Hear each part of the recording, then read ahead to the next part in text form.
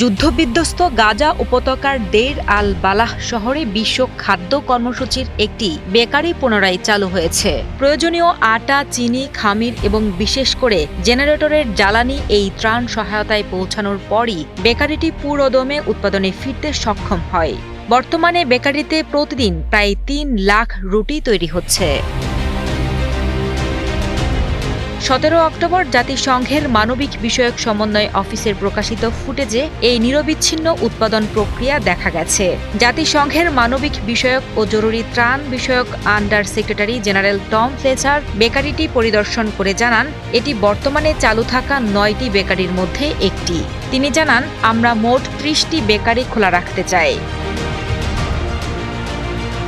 Fletcher জোর দিয়ে বলেন, এই সাফল্য প্রমাণ করে যে যুদ্ধবিরতি স্থায়ী হলে পুনর্গঠন দ্রুত সম্ভব এবং আমরা খাদ্য উৎপাদন আবার চালু করতে পারি। এই বেকারিগুলো খুলে দিয়ে আমরা প্রতিদিন সেখানে ১০ লাখ খাবার সরবরাহ করতে চাই এবং আমরা তা করার পথে এগিয়ে যাচ্ছি। তবে দেইর আল বালার এই ইতিবাচক চিত্রের বিপরীতে উত্তর গাজার পরিস্থিতি এখনও ভয়াবহ। জাতিসংঘ গত ১৭ অক্টোবর জানান, যুদ্ধে ক্ষতিগ্রস্ত রাস্তাঘাট এবং গুরুত্বপূর্ণ রুটগুলো ক্রমাগত বন্ধ থাকার কারণে তাদের ত্রাণবাহী কনভয়গুলো উত্তর গাজার দুর্ভিক্ষ পীড়িত এলাকায় পৌঁছাতে মারাত্মক বাধার সম্মুখীন হচ্ছে।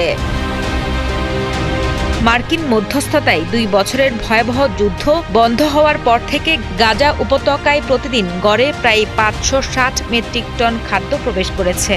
তবে জাতিসংঘের বিশ্ব খাদ্য কর্মসূচির মতে এই পরিমাণ ত্রাণ চাহিদার তুলনায় অনেক কম। গাজা সিটি অঞ্চলের ভয়াবহ দুর্ভিক্ষ পরিস্থিতির কথা উল্লেখ করে টম ফ্লেচার জানান, ব্যাপক অপুষ্টি, গৃহহীনতা এবং অবকাঠামোগত ধস মোকাবেলায় প্রতি সপ্তাহে হাজার হাজার ত্রাণবাহী যান প্রবেশ করা অত্যন্ত জরুরি।